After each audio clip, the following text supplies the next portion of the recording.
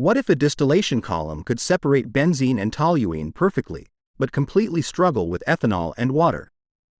Why does one mixture separate easily while the other seems to defy distillation itself?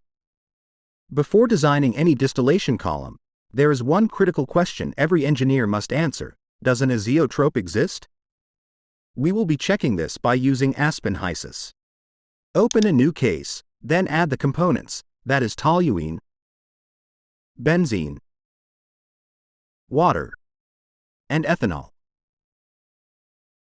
Go to Fluid Package. Click Add, scroll through the list, and select NRTL as the property package.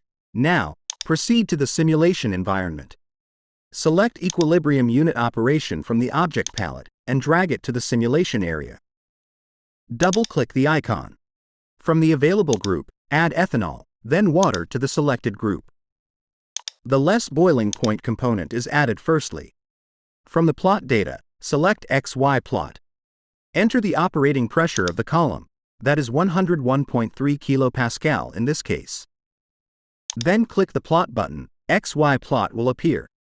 The plot shows that there is an azeotrope at a concentration about 0.87 by mole of ethanol. This procedure can be repeated for benzene-toluene system.